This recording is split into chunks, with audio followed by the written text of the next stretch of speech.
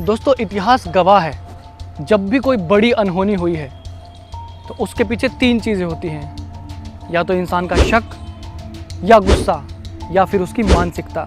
और इन तीनों के चलते इंसान कर बैठता है एक ऐसी वारदात जो दूसरों के लिए या तो सीख बन जाती है या बन जाता है डर। सतर्क भारत में मैं आपके साथ साझा करूंगा क्राइम के कुछ ऐसे किस्से जिन्होंने इंसानियत को झकझोर कर रख दिया। हमारा मकसद है आपको सतर्क करना, तो देखना ना भूलें सतर्क भारत, सिर्फ देश रोजाना पर।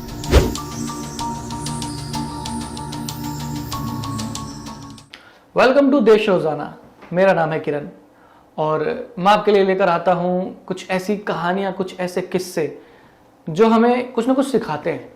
उनसे हमें कुछ ना कुछ तो सीखने को मिलता ही है, चाहे थोड़ा बहुत मिले।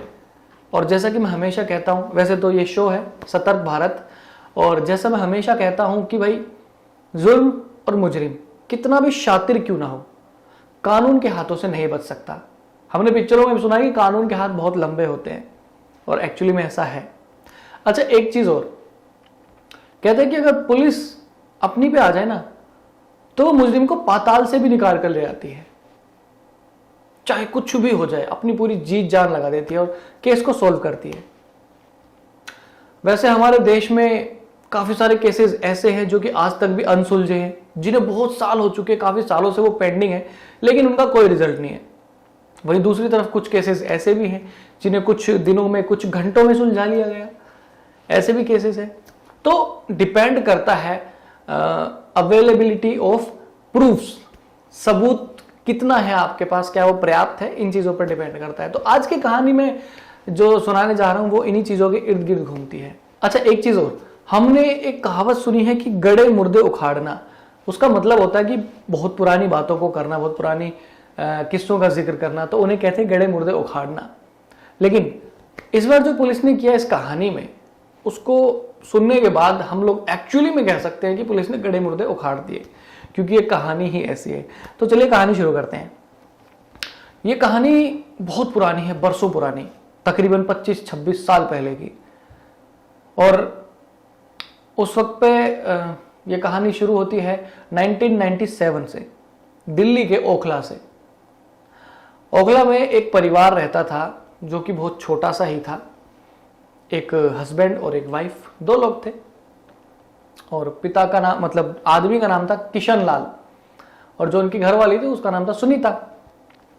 बहुत अच्छे से दोनों रह रहे थे, काम अपना कर रहे थे, एक अच्छा खासा जीवन व्यतीत कर रहे थे। लेकिन और उस वक्त पे सुनीता पेट से थी, यानी कि प्रेग्नेंट थी। ये फरवरी के महीने की बात है, फरवरी के महीने की बात है। सुनीता उस टाइम प्रेग्नेंट थी, यानी कि वो बच्चे को जन्म देने वाली थी। तो अचानक से 4 फरवरी 1997 को सुनीता को एक खबर मिलती है कि उसके पति की किसी ने चाकुओं से गोदकर हत्या कर दी। सुनीता एकदम से सुध खो देती है, और इस हालत में तो वैसे भी अगर कोई ऐसी शॉकिंग न्यूज मिल जाती है तो बहुत दिक्कतें हो जाती हैं। और सुनीता एकदम से बदहवास गई, उसे एकदम से शौक लगा कि उसके पति को किसी ने मार दिया। अब इस घटना की सूचना जैसे पुलिस को मिली तो पुलिस भी मौके से पहुंची वहां पर, और जो डेड बॉडी है, जो शव था, उसको अपने कब्जे में लिया, उसको पोस्टमार्टम वगैरह के लिए भेज दिया। देखा सब चाकुओं से गुदा हुआ है, और आसपास लोगों से पूछा तो किसी को कुछ नहीं बताया। तो भैया उसको लेकर उन लोगों ने वहां पर पोस्टमार्टम की रिपोर्ट के लिए भेज दिया उसके डेड बॉडी को। किशन लाल की हत्या अब हो चुकी थी। अब पुलिस वाले अपनी प्रोसेस में लगते हैं, पूछताछ सुनीता से, और जहां किशन लाल काम करता था उन लोगों से, आस पड़ोस के लोगों से, सबसे पूछताछ का दौर शुरू होता है। तो पुलिस के हाथ एक जानकारी लगती है, और वो ये कि आखिरी बार किशन लाल को रामू के साथ देखा गया था, और उसके बाद उसकी हत्या हो गई। तो अब पुलिस रामू को खोजने में लग जाती है, जोर शोर से रामू की खोज की जाती है, लेकिन रामू का कहीं कोई पता नहीं। उसे जमीन निकल गई कि आसमान खा गया, कोई पता नहीं रामू कहाँ है और कहाँ नहीं है। लेकिन पुलिस अपने खोजबीन में लगी हुई है। इधर सुनीता को भी ये कि भाई मुझे इंसाफ मिल जाए, मेरे जो पति हैं उनकी हत्या कर दी गई है, मुझे उसके हत्यारे को पकड़वाना, मुझे इंसाफ चाहिए, मुझे न्याय चाहिए।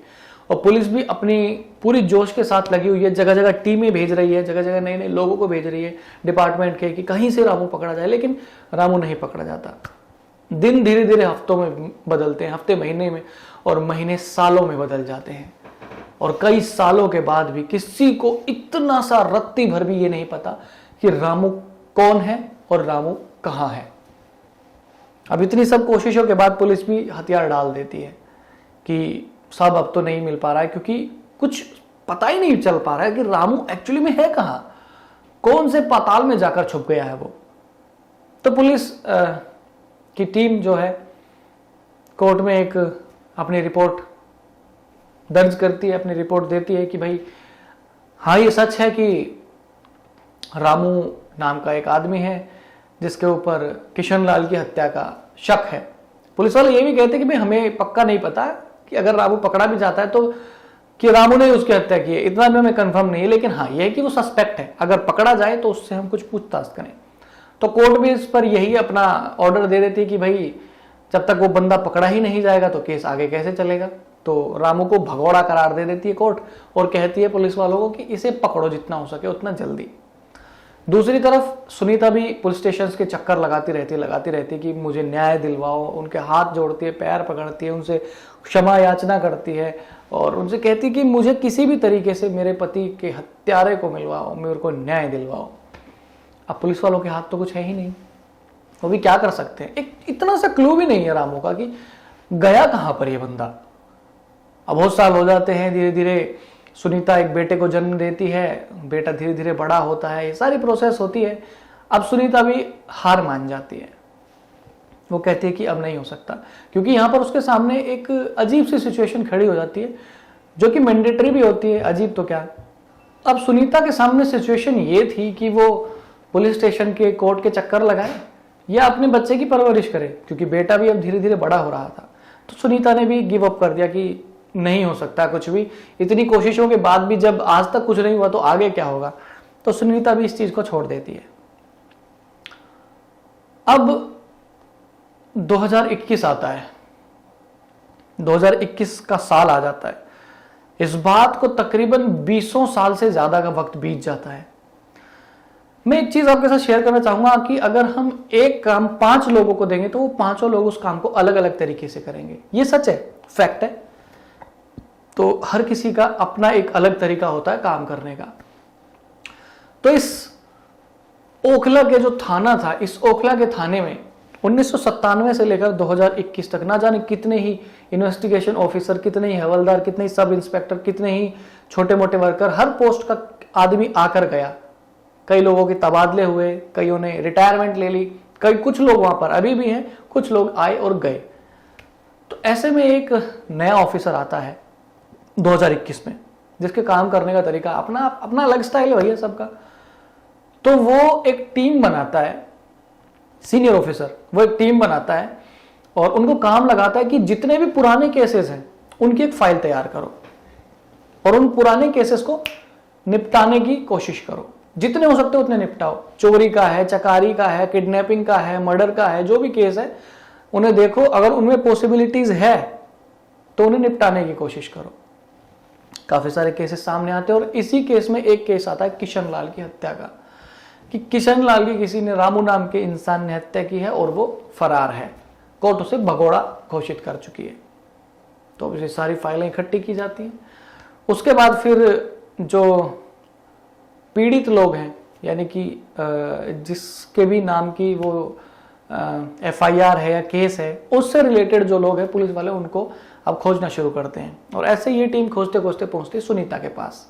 उनसे जाकर पूछते हैं कि जी हम एक नई टीम है हमारी और हम लोगों ने पुराने केसेस को सॉल्व करने का जिम्मा लिया है और हमें पता चला है कि आपके पति किशन लाल की किसी ने हत्या कर दी थी 1997 में। तो कहती है जी हाँ की थी।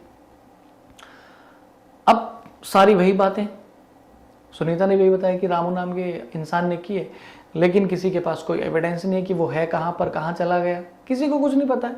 हाँ, लेकिन इस दौरान एक जानकारी इस नई टीम को जरूर मिलती है और वो ये कि रामू का एक भाई भी है जो अपने परिवार, अपने बीवी बच्चों के साथ यहीं दिल्ली में रहता है, तुगलकाबाद में। और ये जानकारी सुनीता को इसलिए मिली क्योंकि पुलिस वाले जब अपने लगे हुए थे तो सुनीता भी अपने लेवल पर थोड़ी बहुत कोशिश कर रही थी उसको ढूंढने की। तो उस वक्त उसे पता चला कि रामू का एक भाई है जो तुगलकाबाद में रहता अपने परिवार के साथ। ठीक है जी, वहां से उनको एड्रेस मिला टीम को, तो अब टीम निकलती है तुगलकाबाद के लिए। इसी बीच पुलिस के हाथ एक बंदा और लगता है जो कि रामू का दोस्त था, जिसका नाम था टिल्लू। अब पुलिस वाले टिल्लू को उठाते हैं और उससे पूछताछ करते हैं। टिल्लू कहता है जी साहब हाँ मैं बिल्कुल बेकसूर हूं और किशन लाल का जो मर्डर है वो रामू ने किया था। तो पूछते हैं अब रामू कहाँ है? कहता है साहब मुझे बिल्कुल नहीं पता रामू कहाँ पर है, मेरा पिछले बीते इतने सालों में उससे कोई संपर्क नहीं हुआ, मुझे नहीं पता कि रामू कहाँ गया, कहाँ रह रहा है, अब कैसा दिखता होगा। भाई 1997 से 2021 आ गया है, इतने सालों बाद इंसान का पूरा चेहरा बदल जाता है, तो किसी को कुछ नहीं पता। लेकिन फिर भी इस टीम ने कहा कि पॉसिबिलिटीज तो कम है पर फिर भी एक चांस लेते हैं। तो वो सुनीता से रेगुलर बेस पे छोटी मोटी जानकारियां लेते रहते हैं, आते रहते हैं, उससे पूछताछ करते रहते हैं और सुनीता की जो इंफॉर्मेशन थी उसके अकॉर्डिंग वो पहुंचते हैं तुगलकाबाद, रामू के भाई के पास। वहां जाकर उन्हें पता लगता है कि रामू की मां की डेथ हो गई है एक रोड एक्सीडेंट में, और हाल ही में हुई है। ठीक है जी, अब वो जो टीम थी पुलिस की वो थोड़ी लोकल वर्दी में, लोकल कपड़ों में, यानी कि हमारे तरह एक आम लोगों की तरह वहां पर जाते हैं ताकि किसी को कोई शक ना हो। तो वो उनके घर जाने से पहले आसपास के लोगों से पूछताछ करते हैं। तो पता चलता है कि रामू की और जो रामू का भाई है उनकी मां की डेथ हो गई है एक रोड एक्सीडेंट में। तो अब पुलिस वालों के पास ये सुनहरा मौका था। उन्होंने कहा कि अब इस आपदा को हम अवसर में बदलते हैं। उन लोगों ने प्लान बनाया और उस प्लान में उनकी मां की डेथ को भी शामिल किया। पुलिस वाले लोकल कपड़ों में पहुंचे उसके घर, रामू के भाई के घर, और उनको जाके बोला कि जी साहब हम बीमा कंपनी से आए हैं और आपकी जो माता जी थी उनका बीमा हुआ पड़ा था, उनकी अभी हाल ही में रोड एक्सीडेंट में मौत हुई है और हम उनके बीमे का जो रकम है मुआवजे की वो उनके परिवार वालों को देंगे, हम सरकार की तरफ से आए हैं।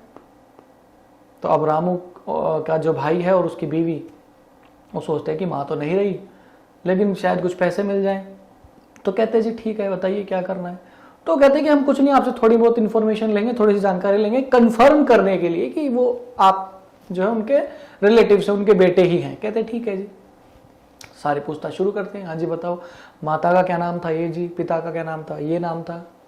और कितने बच्चे हैं? जी जी हम 3 हैं, 2 भाई 1 बहन, और इन भाइयों में से एक रामू। तो पता लगता है धीरे धीरे, तो सारी डिटेल, आपके कितने बच्चे हैं, रामू के कितने बच्चे हैं, और बहन जो आपकी थी उसके कितने बच्चे हैं।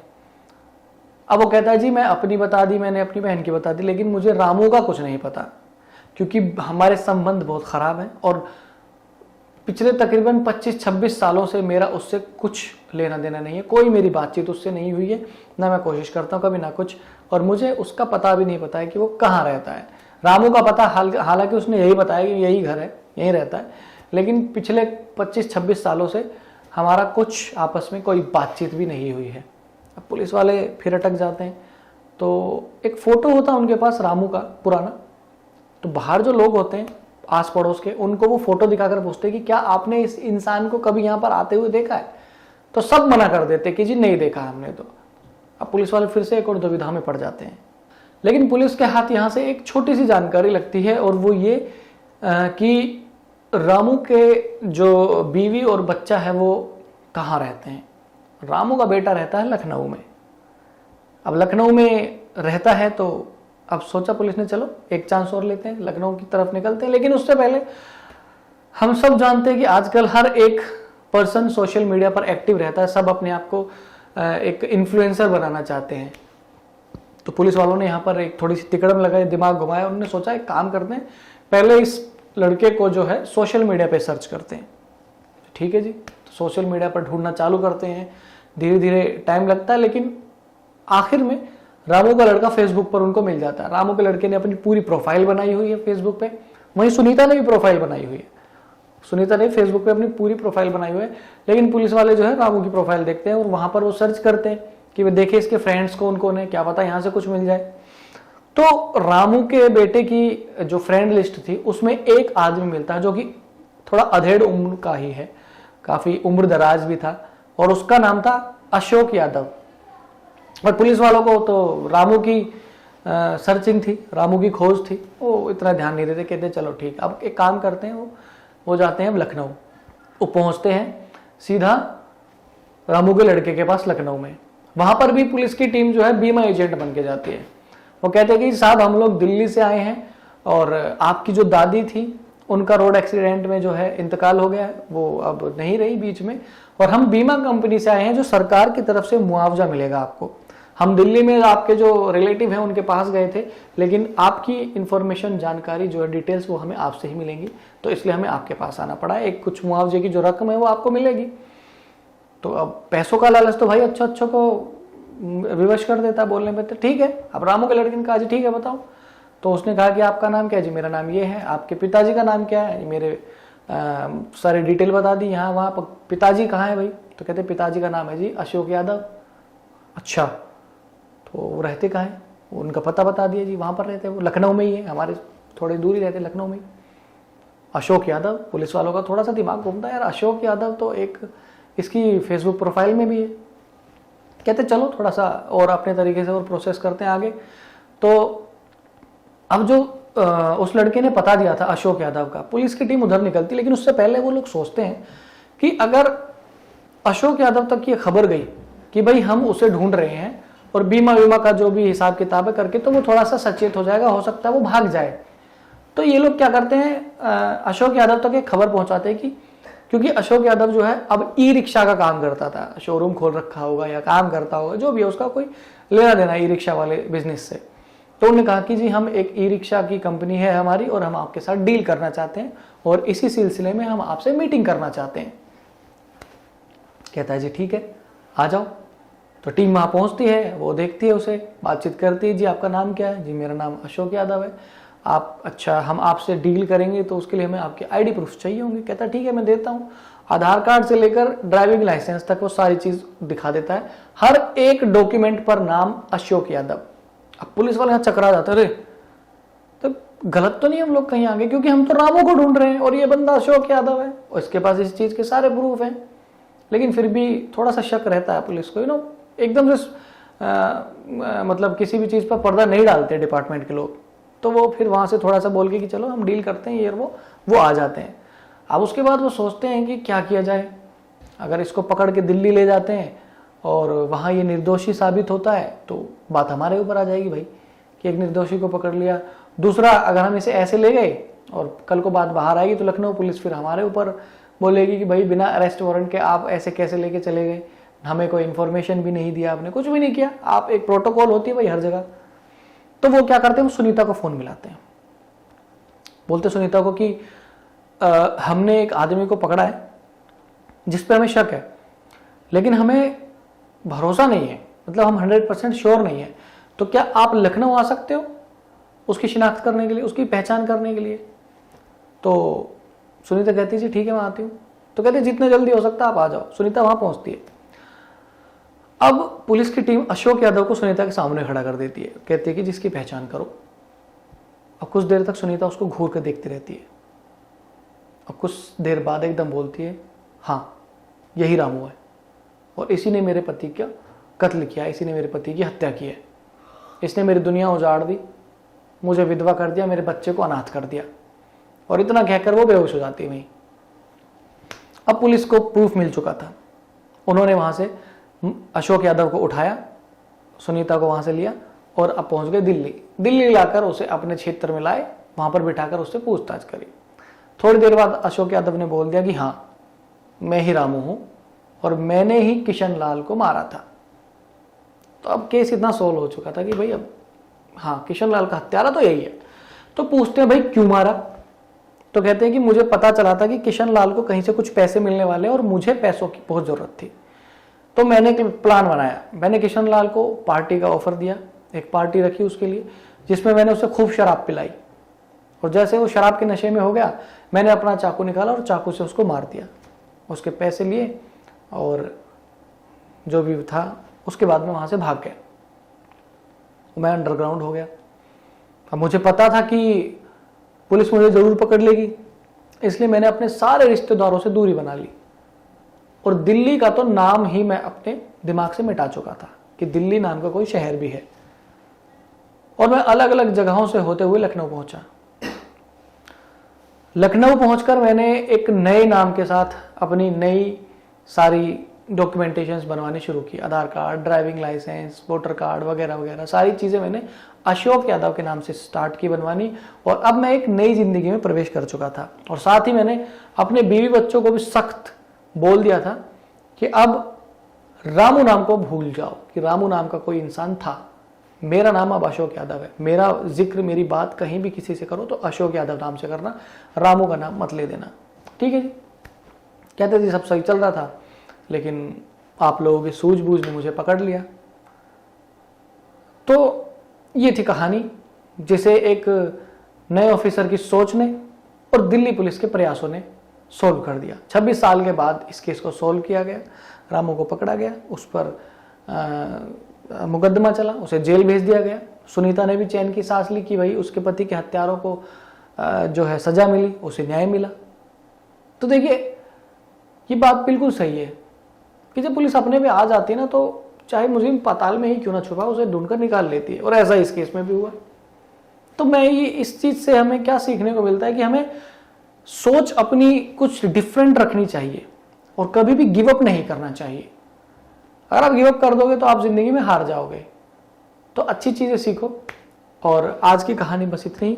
बाकी देश रोजाना के चैनल को सब्सक्राइब करो, नीचे यहाँ पर सब्सक्राइब का बटन होगा, बेल आइकन को जरूर प्रेस कर देना ताकि नोटिफिकेशन सबसे पहले आप तक पहुंचे। और सारे सोशल मीडिया प्लेटफॉर्म पर हमको फॉलो कर लो। फिलहाल के लिए इतना ही। अभी मैं आपसे विदा लेता हूँ। आगे फिर एक और कहानी के साथ मिलूंगा। तब तक आप सतर्क रहें और देखते रहें सतर्क भारत।